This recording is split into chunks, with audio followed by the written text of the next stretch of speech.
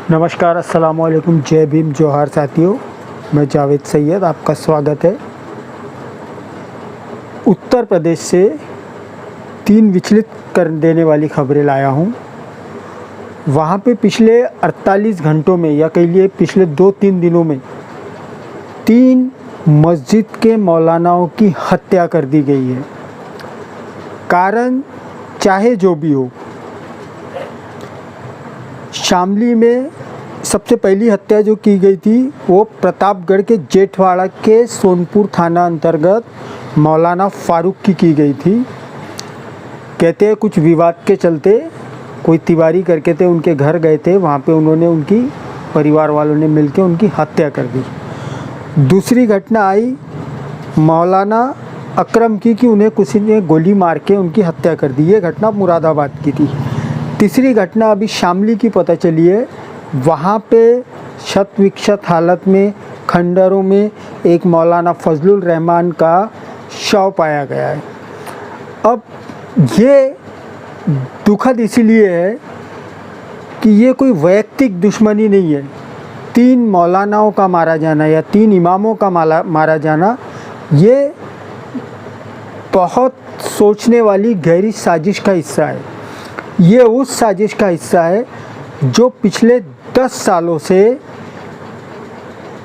भाजपा शासित राज्यों में या कह लीजिए अन्य राज्यों में बजरंग दल, वीएचपी, यति नरसिंहानंद, सुरेश चौहान के, टी राजा सिंह, काजल हिंदुस्तानी और जो विश्व बजरंग दल है या विश्व हिंदू इंटरनेशनल विश्व हिंदू परिषद है, ये लोग जगह जगह सभाएं लेकर मुसलमानों को नरसंहार मारने और काटने की बात कर रहे हैं। तो इन हत्याओं को आप उससे डायरेक्टली जोड़कर देख सकते हैं। क्या लगता है आपको कि वो सिर्फ सभाओं में कहते होंगे?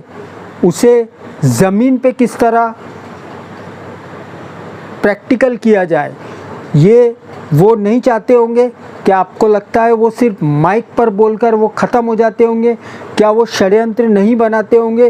किस तरह मुसलमानों के धर्म गुरुओं को हमला किया जाए, उनकी हत्या की जाए, उनकी लिंचिंग की जाए। यही कारण है कि 3 दिन पहले छत्तीसगढ़ में 2 मुस्लिम युवकों की, जो कि भैंस ले जा रहे थे, उनकी गौ रक्षकों ने हत्या कर दी और तीसरे को अधमरा छोड़ दिया। अब जो बंदी है कुछ राज्यों में या सभी देश में जो बंदी है वो गाय के ऊपर बंदी है, भैंसों के ऊपर बंदी नहीं है। उसके बाद भी अगर ट्रकों में कोई मुस्लिम भैंसे भी ले जा रहा है और उसकी अगर हत्या की जा रही है तो इसके पीछे मकसद साफ है कि उन्हें गाय बचाना नहीं है, उन्हें मुसलमानों की लिंचिंग ही करना है।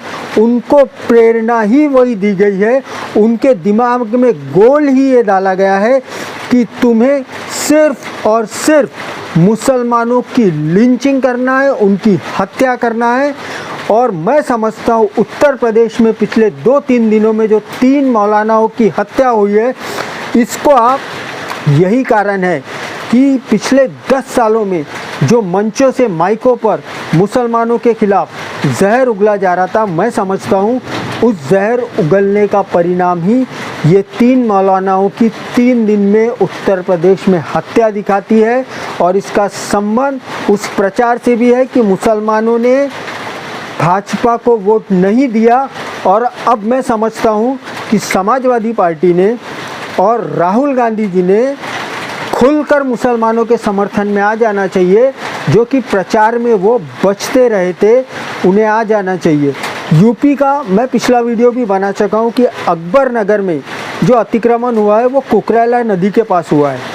तो इसीलिए अतिक्रमण हुआ है कि वो नदी के किनारे का पाट है और वहाँ पे कुछ भी बांधकाम किया नहीं जा सकता, उसे सपाट करना ज़रूरी है। अब आप काशी में गंगा किनारे, वाराणसी में आप जानते हैं कितनी बड़ी बड़ी कोठियाँ, बड़े बड़े वहाँ पे आश्रम, नदी जिनसे चिपक के बहती है वो बने हैं, लेकिन वो अतिक्रमण नहीं हो सकते क्योंकि वो बहुसंख्यक समाज के हैं। ये अकबर नगर में जो घर थे ये अल्पसंख्यक समाज के, मुस्लिम समाज के है, जो 14% आता है और जिसने इस बार संविधान बचाने के लिए भाजपा को ना चुनते हुए जो संविधान के रक्षा की बात कर रहे थे उन महाविकास आघाड़ी या इंडिया अलायंस वालों को चुना है, तो मुसलमानों को इस तरीके की, दलितों को इस तरीके की सज़ा दी जा रही है। जब यूपी गवर्नमेंट को पता चला कि अकबर नगर की क्षेत्र से भाजपा को वोट 0 पड़ा है, तो उन्होंने इस प्रकार की अमानवीय कार्रवाई को वहाँ अंजाम दिया। सेम यही हालत मुंबई के पवई का है।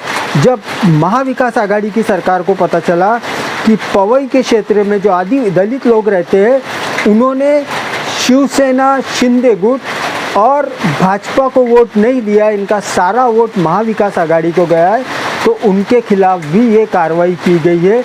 इसीलिए कहता हूँ आपको अपनी राजनीतिक हिस्सेदारी लेना खूब आवश्यक है। उसके बगैर आप इस देश में सरवाइव नहीं कर सकते, उसके बगैर आप इस देश में अपनी रक्षा, सुरक्षा और अपने आने वाली पीढ़ियों का अस्तित्व संभाल कर नहीं रख सकते। इन सब चीज़ों को अगर आपको संभाल के रखना है, सिक्योर करना है, सेफ रखना है, तो आपको अपनी राजनीतिक हिस्सेदारी पर पहला हक मांगना ही पड़ेगा। जय भीम, जय संविधान।